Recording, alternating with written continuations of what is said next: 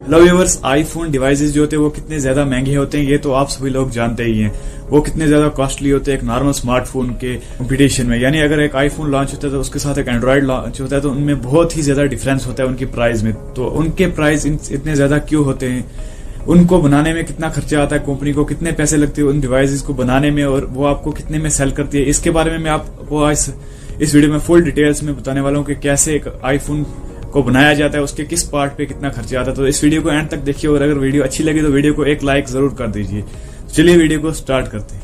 IPhone 12 pro को बनाने में लगे थे सिर्फ 35,000 रुपए, और इसको अगर आप मार्केट में परचेज करोगे, बाय करोगे तो ये आपको मिलेगा 1,19,000, जो कि इसकी बेस प्राइस है, स्टार्टिंग प्राइस है। तो आप जान सकते हैं कि कितना ज्यादा डिफरेंस है, लेकिन इसमें भी कुछ बातें हैं जो आपको जाननी चाहिए। तो उसके बाद आप जानेंगे कि ये इतने कॉस्टली क्यों होते हैं। इससे पहले so let's look in the manufacturing cost of iPhone 12 pro. तो देखते हैं हम कि इसके किस पार्ट में कितना कॉस्ट लगा है मैन्युफैक्चर करने में कंपनी को। आईफोन 12 सीरीज में सब एक्सपेंसिव पार्ट जो है वो है इसका क्वालकॉम 5G मॉडेम, जो कि सबसे कॉस्टली इसमें पड़ता है, इसमें सबसे ज्यादा खर्चा आता है। इसकी प्राइस है 6600 रुपए, यानी 6,600 रुपीज में ये क्वालकॉम का 5G मॉडेम आता है। और उसके अलावा जो सबसे एक्सपेंसिव चीज है वो है OLED डिस्प्ले, जो कि सैमसंग ने मैन्युफैक्चर की यानी बनाई है, और इसकी प्राइस है 5180 रुपए, यानी 5180 रुपीज की ये बनती है। तो आप जान सकते हैं कि आईफोन का एक एक पार्ट कितना ज्यादा एक्सपेंसिव है।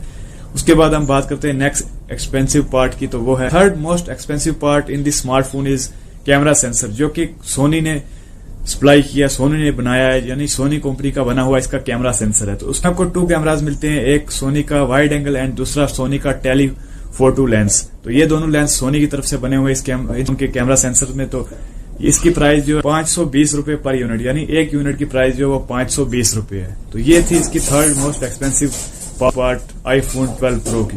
फोर्थ मोस्ट एक्सपेंसिव थिंग है इसकी बायोनिक चिप, 3,000 रुपए की, यानी 3,000 रुपए की इसकी बायोनिक चिप जो आईफोन 12 प्रो में है वो मिलती है।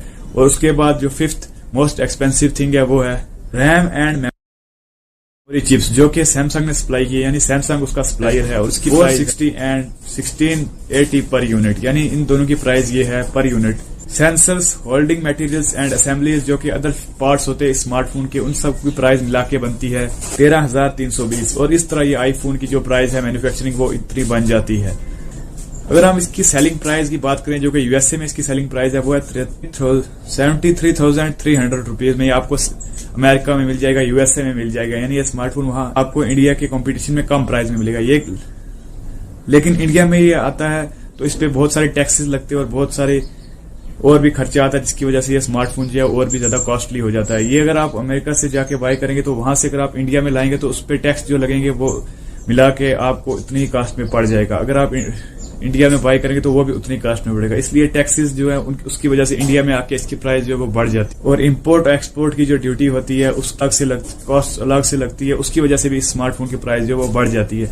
तो यही थी एक डिटेल की इसकी प्राइस किस आईफोन में कितना खर्चा आता है एक आईफोन को बनने में, और इसकी कॉस्ट बहुत ज्यादा क्यों होती है और बाहर की कंट्रीज में इसकी कॉस्ट कम क्यों होती है। तो चलिए इस वीडियो को यहीं पे एंड करते हैं, मिलते हैं ऐसी किसी और बड़ी ऐसी नॉलेजेबल वीडियो के साथ।